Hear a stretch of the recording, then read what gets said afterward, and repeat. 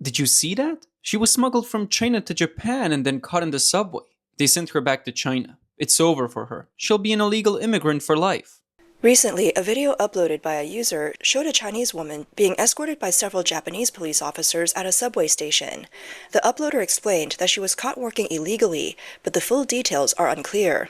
This isn't the only incident like this. Recently, Japan has arrested several Chinese nationals working illegally. On September 23rd, a blogger working at a clothing factory in Japan posted a video saying that over 10 Chinese workers were deported for violating rules by taking second jobs, some of whom she knew personally.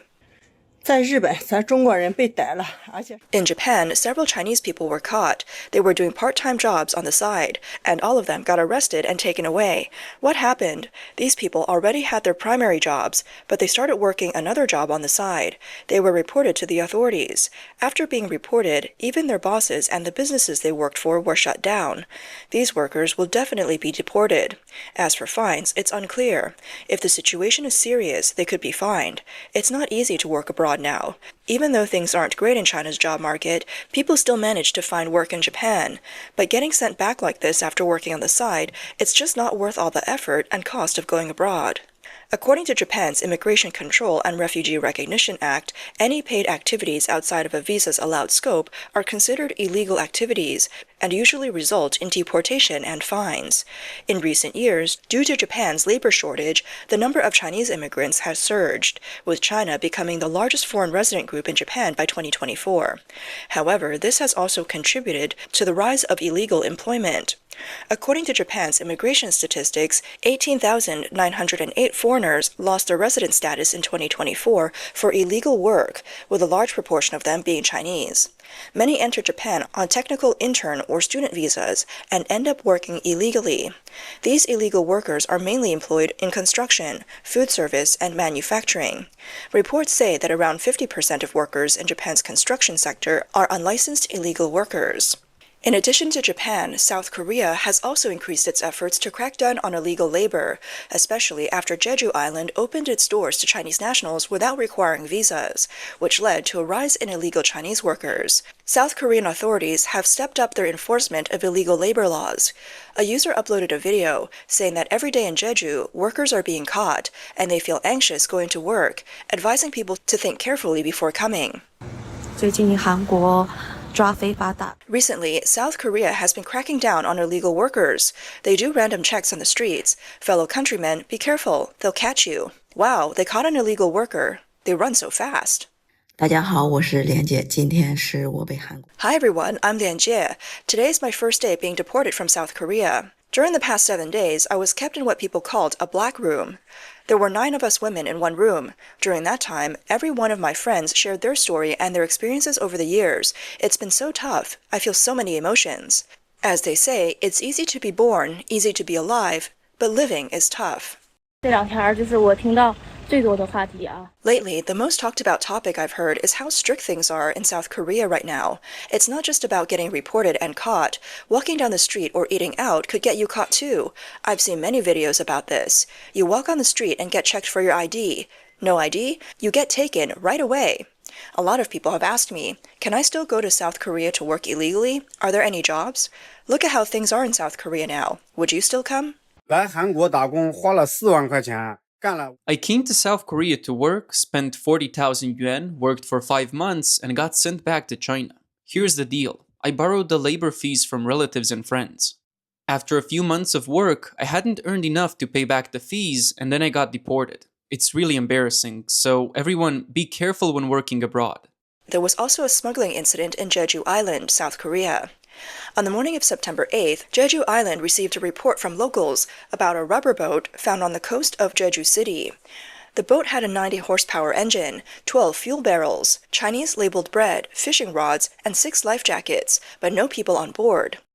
On September 9th, South Korean police confirmed that the boat was used for illegal entry by Chinese nationals. They arrested a Chinese man in his 40s and are still pursuing the 5 other people who were with him. According to Jeju Western Police Station, the man was arrested on the evening of September 8th for violating immigration laws. He confessed that on the afternoon of September 7th, he left from Nantong City in Jiangsu Province, China, and reached Jeju Island early the next morning after traveling 460 kilometers by boat. There were 6 men on the boat, none of whom knew each other, and they had paid hundreds of thousands of Korean won to an intermediary in China. He said he was trying to make money, having previously overstayed in Jeju Island in 2017. Most recently, he was deported in January 2024, so he couldn't enter legally anymore. The arrest was made based on a tip-off from a taxi driver who had driven the man. Police also detained a Chinese woman in her 50s who had overstayed in Jeju and was an acquaintance of the man. She was handed over to immigration authorities. Police and Coast Guard officials are investigating the smuggling operation and are working to capture other suspects. In addition to Japan and South Korea, many other countries are taking action against illegal Chinese workers. Look at this, it's Thailand. They're locking people in small rooms and not letting them leave without any reason. This is probably an illegal entry situation where they were detained by immigration. We don't know all the details of the situation, but it seems it's another case of illegal entry into Thailand being handled by immigration authorities. A lot of people are saying that the golden era of making quick money through illegal labor is probably over. Countries all over the world are working together to crack down on illegal Chinese workers. Russia, China's supposed ally, is also involved. Recently, Russia has launched a fall crackdown, reporting a large number of Chinese workers. 关于俄罗斯这个秋季大搜捕啊。 About Russia's fall crackdown, especially these past couple of days, many Chinese nationals have been sent back. Why? There's a reason for it. We used to work illegally there a lot. We'd go on tourist visas, work, and make money. So how could they let us get away with it? Russia has the visa exemption policy, right? We don't need a visa to go there, but Russians don't let us off the hook. They come over for work, not for tourism, just carrying bags and doing work. They come, stay for one night, then leave. They bring goods back to China for people. Do you really think that they're tourists? It's all just for work. Now, Russia is afraid that we'll do the same, work illegally in their country. It seems the blogger isn't too happy about this. It's always like this with China's government, getting played by Putin. Apparently, after June this year, Russia issued a series of laws and regulations, cracking down on Chinese workers and their visa statuses. As a result, many Chinese people have been denied visas or deported from Moscow airports. Recently, some insiders have revealed that the restrictions on Chinese people entering Russia are not entirely due to Russia's new laws. It is also because Russia has reduced the quota for foreign labor cards. The Chinese workers there often use agencies run jointly by Chinese and locals to handle their work permits. However, most of these workers haven't paid taxes, mainly the 13% personal income tax. This year, Russia enforced a real name system for foreign phone cards and biometric identification, binding them to personal social security accounts. As a result, the identities of Chinese workers who hadn't paid taxes were exposed, and they ended up on Russia's blacklist for entry restrictions. The insider also mentioned that due to rising prices in Russia, ordinary people's wages were barely enough to buy basic necessities. In areas where Chinese people gather, Russian police extort money from them daily, creating huge survival pressures for Chinese businesses in Russia. It's tough to live in Russia, and returning to China is even more competitive. There seems to be no way out. Recently, a group of Chinese construction workers who were illegally working in Hong Kong was deported. According to the foreman who was deported, they went to Hong Kong in March or April, mainly working in the high-end renovation industry, earning at least 60,000 Hong Kong dollars per month, which is several times higher than what they could earn in mainland China. However, after being reported, all 15 of them were caught. The foreman was fined over 30,000 Hong Kong dollars and then deported.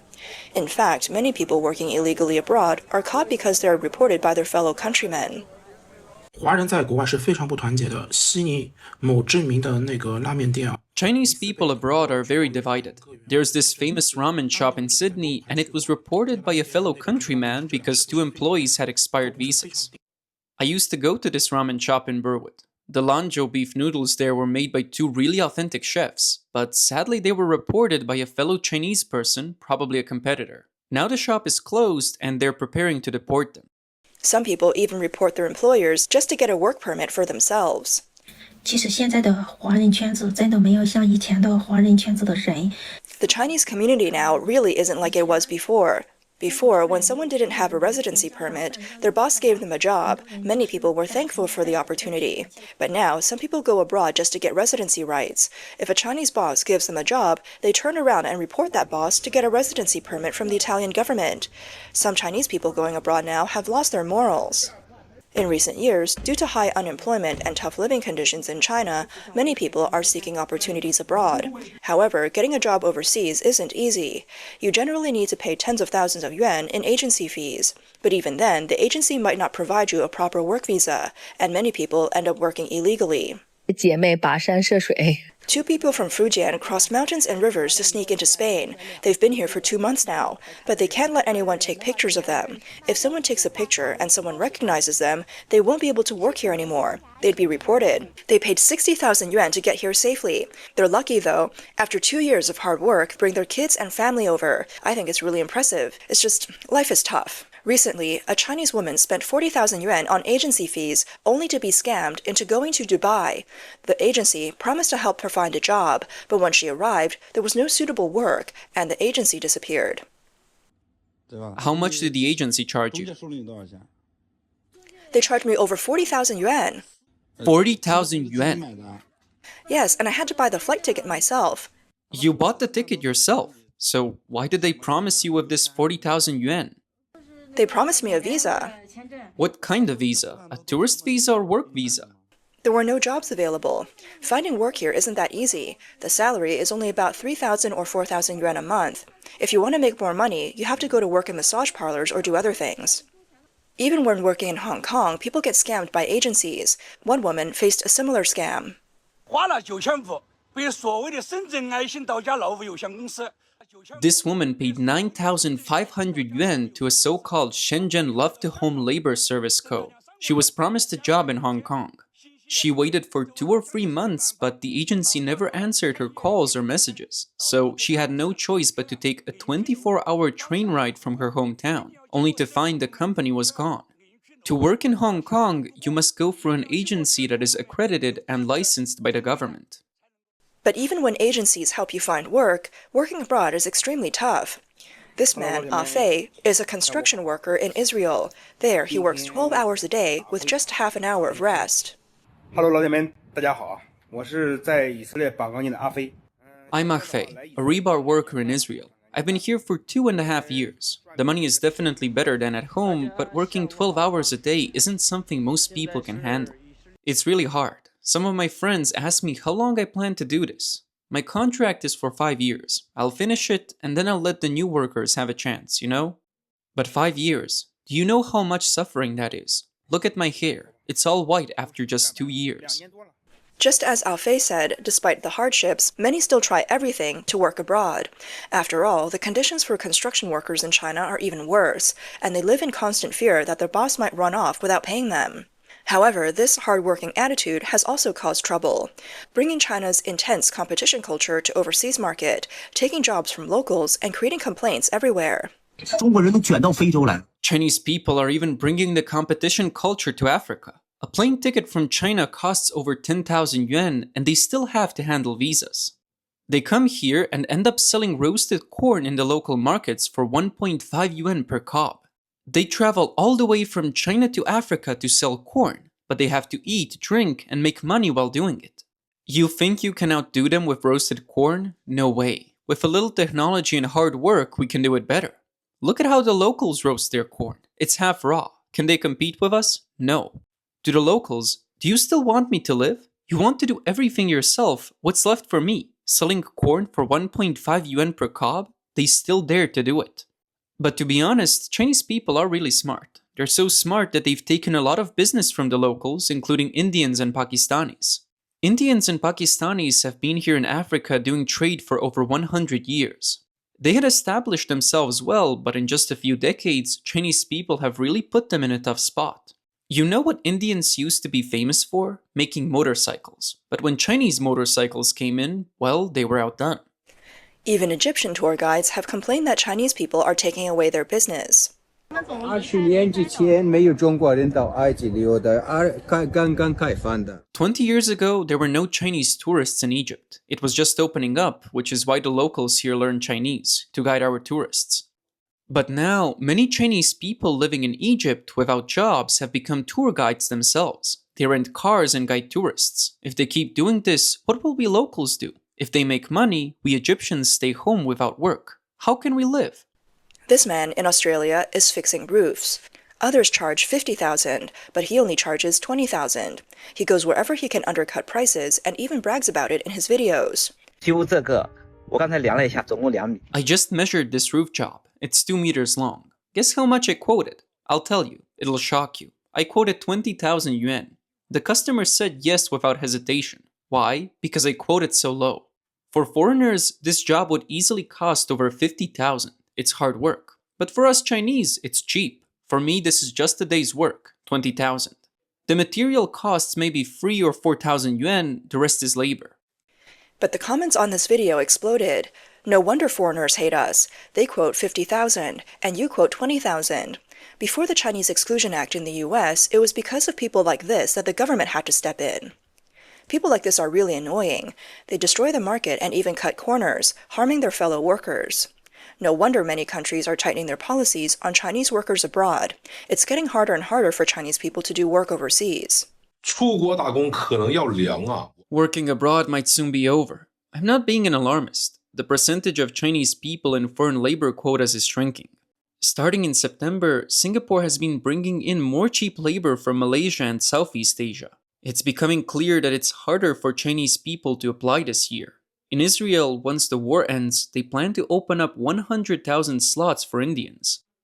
Japan started bringing in Southeast Asians and Vietnamese 3 years ago. Canada is now full of Indian international students, so the number of countries where Chinese people can work is decreasing, and the job opportunities are fewer and fewer. As this blogger said, Chinese people are competing everywhere, and many overseas Chinese workers don't have legal status. With the impact of geopolitics, the barriers to getting work visas are rising. The good old days of high-paying jobs abroad are probably coming to an end.